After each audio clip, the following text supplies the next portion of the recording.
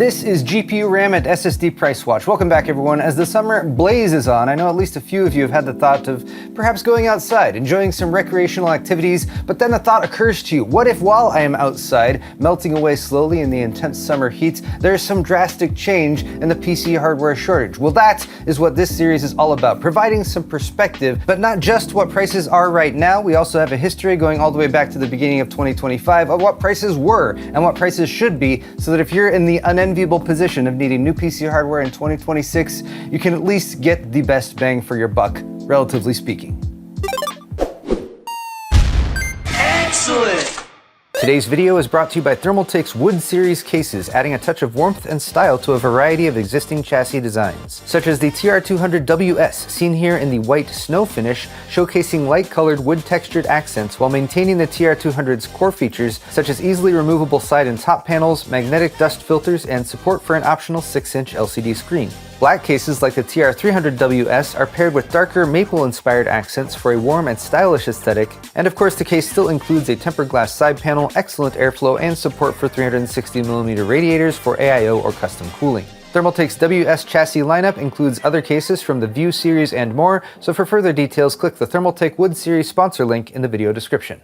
Relative value is a core element of this series, as is the inclusion of timestamps, so if you want to jump ahead to GPUs, SSDs, or memory, you can do that. I'm going to start off with a few quick notes on methodology and context, because Samsung, SK Hynix, and Micron have all been sued just recently, or as of the end of June, allegedly for memory price fixing. Did they fix the prices?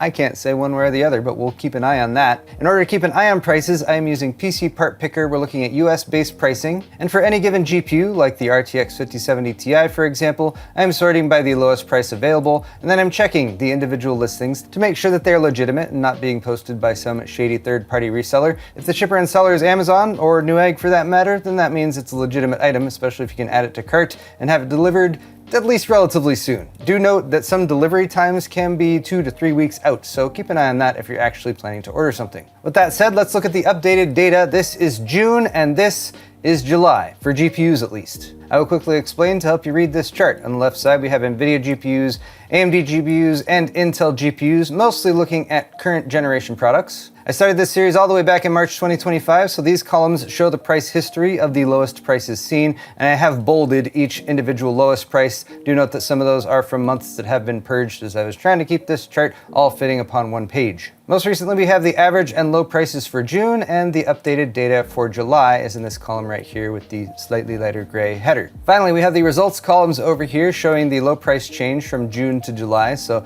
like if the 5060 8GB went from $340 to $339, that is a $1 price drop, my friends. When prices go the right way, that is down. I'm highlighting them in green, even if it's just a very minor change. And in the GPU category, we did have some price drops this month. Nothing terribly amazing or anything like that, but it's good to see at least some of the prices going in the right direction.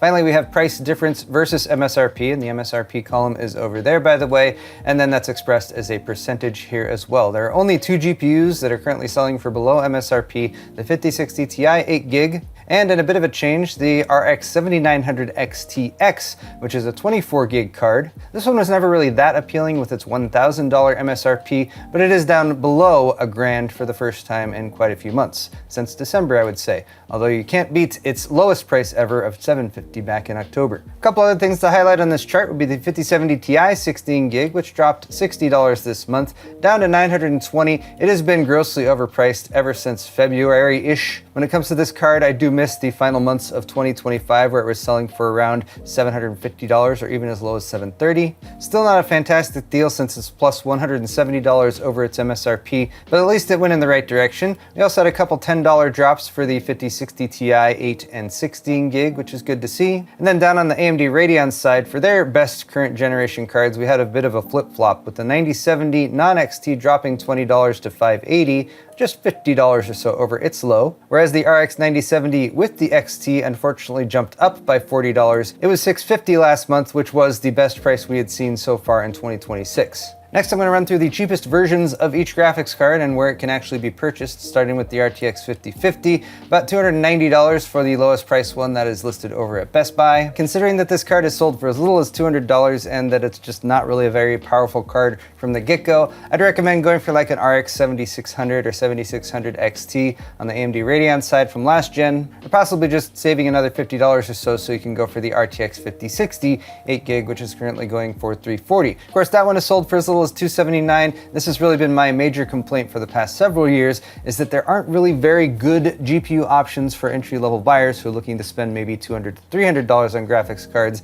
Intel was kind of filling that role for a little while, but as we'll see in a moment, they've really fallen off. Actually though, if I can correct myself, if you're gonna claw your way up $50 to the RTX 5060 8GB, you might as well save another $20 and go with the 5060 Ti 8GB. Of course, at that point, you're plus 70 over the 5050, but still either way, you're gonna get a decently faster card. But honestly, again, down in this range, RX 7600 or RX 7600 XT. I haven't been tracking the prices of these cards because availability kind of comes and goes, but as you can see, you can get a 7600 for $260. And unless you really need an Nvidia card for CUDA support or something like that, I would take one of these all day over the 5050 or the 5060 for that matter. Now the 5060 Ti has a 16GB version. Unfortunately, the price increase for that is now over $200. We're looking at $360. Oh, and I might need to update my chart. $360 for the 8GB version.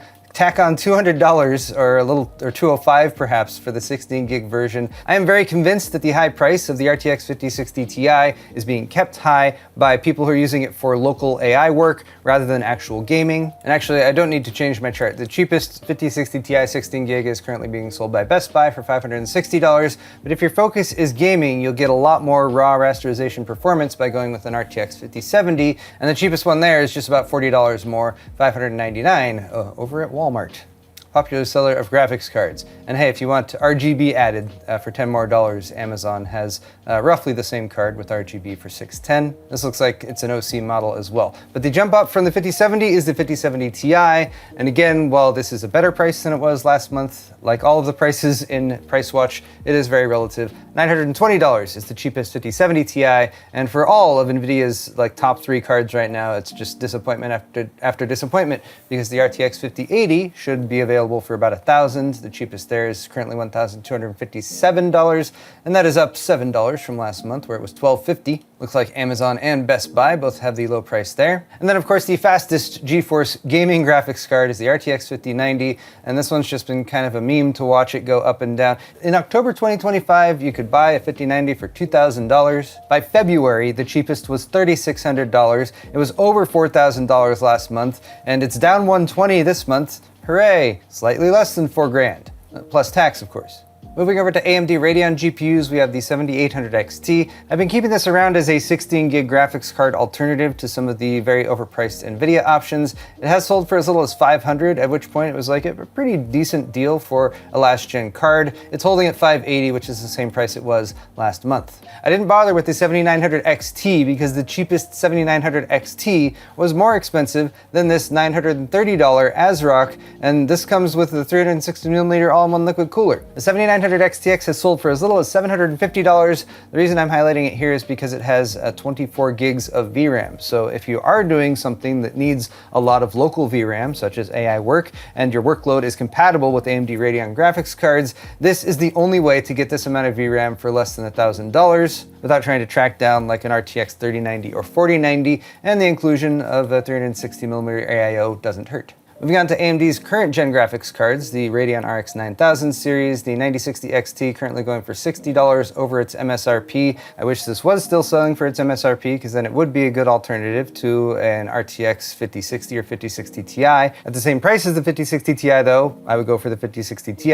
It's faster than the 9060 XT. If you do need more VRAM and you're looking for a relatively new card and your workload is compatible with AMD Radeon graphics cards, the 9060 XT 16GB for about $450 is probably the best option right now, outside of looking at the used market, of course, especially since it's selling for more than $100 less than the 5060 Ti 16GB. And it looks like that ASRock Challenger model is going for the same price on Amazon and Newegg. Moving up from there, we have the RX 9070 GRE, relatively new, at least to the global market, introduced for a price of $550, but don't buy this Gigabyte model or this Sapphire model over at Newegg. Why would you bother doing that for a 12 gig card when you could just spend about $30 more for the RX 9070 16 gig? Although it is $30 over its intended MSRP of $550, the RX 9070 GRE launching for $550 was a bit of a quandary for what AMD did and how they did it. I'm not sure if the 9070 is going to drop down to that price ever, but when it comes to actual value for a current generation card with a reasonable amount of VRAM in today's market in 2026, but among all the cards we're looking at today, I would say this is the best in terms of value as long as you have roughly $600 to spend. And among the listings, we have both this Power Color Reaper and this XFX Swift model. You get the same amount of VRAM at the 9070 XT, but you have to pay more than $100 premium right now for the bump in raw rasterization performance, which is around 10 to 15% depending on the game that you're testing. If this card was selling for $600, I would recommend it over the non-XT version, but right now I don't. Rounding things out for the GPUs, we have the ever disappointing Intel Arc series. Intel Arc had so much potential, but they've clearly just veered everything over towards their Arc Pro cards, which they can sell for, I think they're going for $900 to $1,000 plus. That's why we never saw the debut of the Arc B770, much to our dismay. The B580 and B570 used to be reasonable when they were selling for $235 and $200, but now it's up to $310 and about $250 for the B570. There are better options on the AMD and Nvidia side than both of these cards now. Let us now turn our attention to RAM and SSDs in just a moment, but we'll focus on RAM first. Here's the chart from June, and there is the updated pricing for July. The July column has been added over here. And similar to the GPU chart, we have our history going back to December when I started tracking RAM prices. Then over here we have low price change from last month to this month, as well as the price difference between what RAM used to cost, like when a 32 gig kit could be bought for about $90, to now, when that same kit is going for about $390. On the, I want to say, plus side, we don't have too much of an increase when it comes to our DDR5 prices. We had about a $3 and $5 bump looking at the 32 gig and 64 gig kits respectively. Unfortunately, down on the DDR4 side, which a lot of people have been using as an alternative if they really need a system right now and don't want to pay those DDR5 premiums, with the cheapest reasonable speed DDR4 3000 plus with cast latency less than or equal to 16, went from 180 to 195, and there has been some recent buzz about DDR4 demand increasing. I'm hoping that increased demand isn't going to impact the price too much, because I'd hate to see these kits get up over $200 like they were back in February and March. For all these RAM configurations though, I'm looking at a 32 gig DDR5 kit and a 64 gig DDR5 kit, and then I'm looking for good timings of DDR5 6000 or better, cast latency less than or equal to 32, or the bad timings are just looking for any kit that you can buy that is a 32 gig DDR5 kit. Same goes for 64 gigs, but as you can see, most of the prices stayed mostly flat this month, a little bit of creep coming up, but I am seeing some more alternatives to the silicon power deals, which have been somewhat dominant, at least in terms of lowest priced kits available. V-Color, for example, has their Manta kit, which includes RGB, which of course is going to make your memory faster. It's going for $390 at Newegg if you enter this $30 off promo code. And look, it's available in black or white. It's nice to have a little bit of choice in today's market. And these are AMD Expo kits, by the way. You will note that the low price for both the Good Timings kit and the Any Timings kit is the same. There are actually several kits available for around $390, including the Silicon Power kits, which you have to do this kind of weird promo code for, but that does bring the price down. It's $466 minus 76, yeah, that's $390. Meanwhile, for anyone who needs to build a workstation or something that needs more memory, like a video editing or something like that, they are really hurting because 64 gig 2x32 gig kits are pretty tough to come by now. We had a $5 increase in this particular kit, which is $805 after that promo code. And then if you just need 64 gigs of VRAM and you don't care about relatively poor speed and timings, we have a 5200 mega transfer C40 kit from Corsair for $700, and that's actually the same kit and same price as last month. Meanwhile, for DDR4 at $195 or up $15 from last month is this G.Skill Aegis kit, DDR4 3000 CL16. That one's pretty disappointing because 180 was, I mean, not good, but at least better. If you don't care about the speed and timings, we've got a 2666 rated kit here for $177. Crucial, very bare bones, but it gets the job done. Rounding things out with SSDs, here's our June chart. That's the lower half with the blue right here, comparing to our July update. And the short summary here is that 1 terabyte SSDs stayed the same. We actually did have a $25 drop in 2 terabyte NVMe SSDs, whereas 4 terabyte drives went up by $45.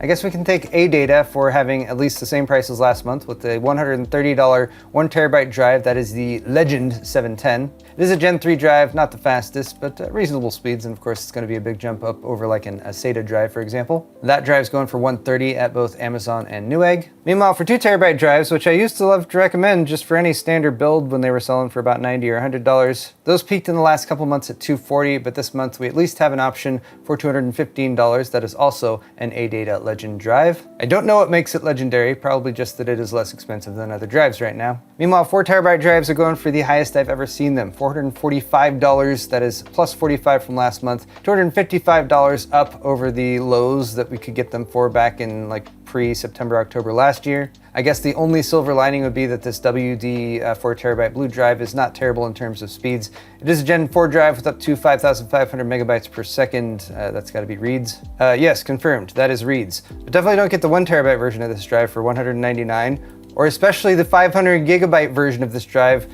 which is, I guess, just erroneously listed. I thought it was $1 more, but it looks like it's $190. Still, don't buy that. One last note on my methodology for PC part picker and storage. I'm just looking at NVMe SSDs, sort by price per gigabyte, and then you can see 2TB ADATA drive is currently kind of the best in terms of price per gigabyte at just over 10 cents. 4TB drives starting at 11.1 cents, and there's actually a Silicon Power and that WD drive for about $4.45. Then you got to scroll down a while if you want to get to the 1TB Silicon Power drive here for 13 cents per gigabyte. But that is all the time I have for this episode of GPU, RAM, and SSD Price Watch. And in case I didn't mention it, I'm not recommending people buy this hardware at these prices. They're grossly overpriced, as hopefully is made evident by my charts. Our best bet is to hold off purchasing any of this stuff while these prices are high. That will hopefully help demand diminish and prices maybe might come down a little bit as well as time goes on. That said, links to the lowest price options as highlighted in today's video are down in the video's description. Also down there you can find a link to my store at paulshardware.net where you can help support my channel by getting yourself some high quality merch like t-shirts, hoodies, beer sets, and more.